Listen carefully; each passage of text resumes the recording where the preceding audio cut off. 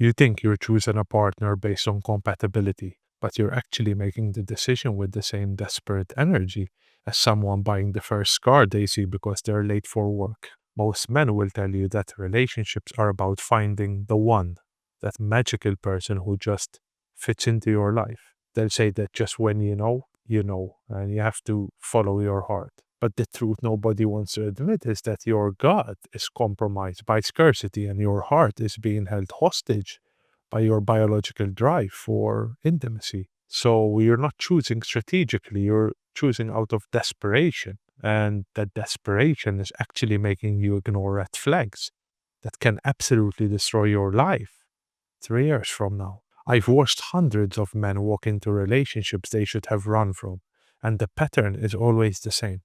They had all the information they needed in the first few weeks, but they were too afraid of losing access and companionship to actually act on it. So, in this video, I'll show you the stress test that actually reveals someone's true character in the first 48 hours. Then, we'll break down the vetting framework that tells you everything you need to know about compatibility. And finally, I'll walk you through the specific red flags that statistically predict relationship failure, the one most men completely miss because they're blindsided by their own attraction. Let me ask you something. When you're evaluating someone as a potential long term partner, what are you actually observing? Their best behavior, right? The version of themselves they present when everything is easy, when there's no pressure, when they're trying to impress you. But what if I told you that that's actually useless data? Because you need to see how someone operates under stress. I'm talking about reasonable challenges that reveal emotional regulation and character. Here's how it works. You make a challenging but fair request and watch what happens. Suggest an activity that isn't her preference, or set a boundary that requires her to compromise on something small. The specific request doesn't really matter. What actually matters is how she responds to it. Does she approach it cooperatively? Does she problem solve with you, or does she immediately position herself as a victim, or even worse, get defensive and make you feel guilty for having certain needs? This is the data that actually matters because here's what men don't understand. The way someone handles minor inconveniences is a perfect preview of how they'll handle major life stress. The woman who can't gracefully compromise on where to have dinner is the same woman who will make your life hell when you're navigating a mortgage, a sick parent, or a difficult decision about your career. That stress test actually tells you how she operates under pressure, but there's an even deeper layer most men never really investigate, and it's hiding in plain sight. You wouldn't buy a car without checking the service record, so why would you commit to a person without understanding their past? Think of it this way: every significant experience someone has had, especially trauma, heartbreak, and chaotic relationships, actually leave an imprint. You can't paint a masterpiece on a canvas that's already covered in old paint. Those past mistakes actually bleed through, and before someone gets defensive about this, hear me out. This isn't about judging people for having a past, not at all.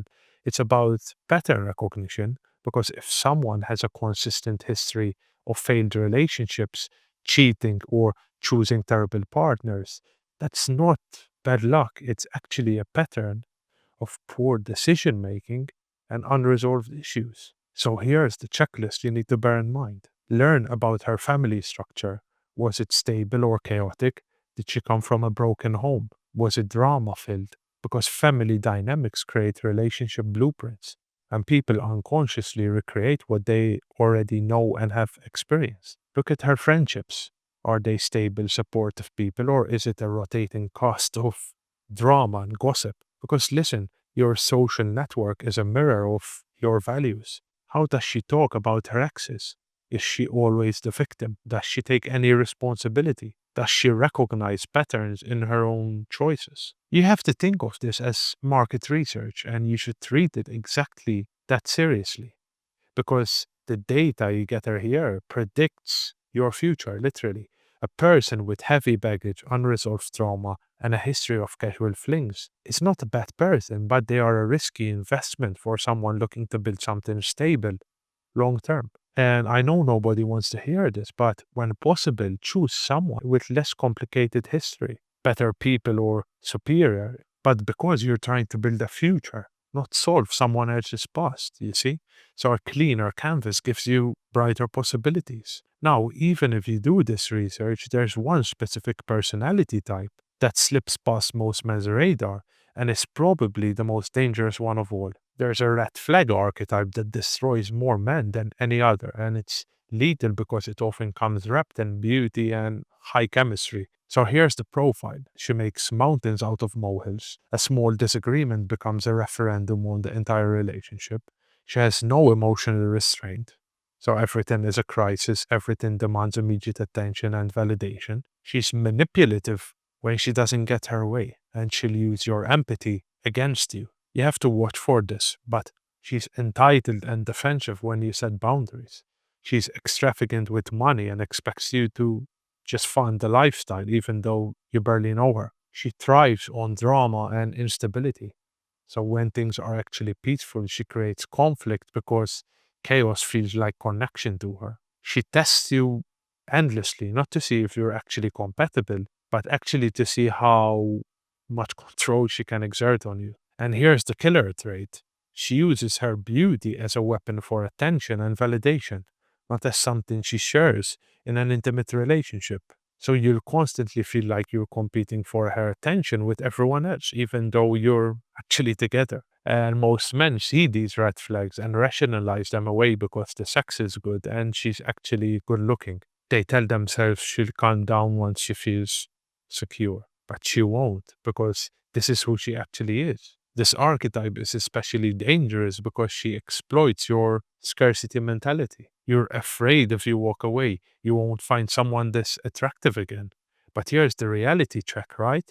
You're not actually finding someone attractive. You're finding someone who will systematically dismantle your peace, your finances, and your self respect. And the cost of ignoring these patterns isn't just emotional. So let's talk about what happens when you just choose wrongly to the utmost extent. Divorce doesn't just cost you money, it costs you half of everything you've built, years of your life, and potentially limited access to your own children. Breakups from long term relationships leave you starting over at an age when your options have narrowed and your energy has actually decreased. But there's an even more important question most men never ask themselves early enough. Would she actually be a good mother? It's not the same as does she want kids or does she like children?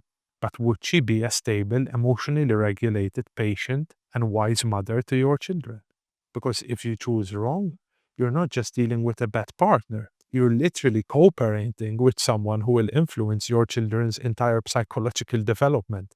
So, this is why the vetting process actually matters. You can't let scarcity drive your decisions because your future freedom, your financial security, and the well being of your potential children is literally all on the line. The men who preserve their freedom of choice are the ones who actually choose from a position of standards, not desperation. So they walk away from red flags early, even if it's uncomfortable and hurtful and, disappointing. But you have to treat partner selection like the life altering decision it actually is. And look, the hard truth is that most relationship failures are preventable.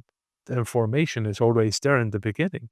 You just have to be willing to see it and actually take action. So remember, you have to test for character under stress. You have to research the background like you're making an investment. And never ignore the fatal archetype, no matter how attractive the package actually is. And above all, you have to ask yourself if she'd be a good mother before you commit to her. You came here because you wanted to understand why smart men choose terrible partners. But now you know, it's not just about intelligence, it's also about operating from scarcity instead of strategy. So you have to choose differently. And that's all for today, my friends. So if you've enjoyed this video, let me know your questions down below. And of course, if you want to book a call with me, get to know more about your situation, then click the first link in my bio. And until then, we'll talk soon.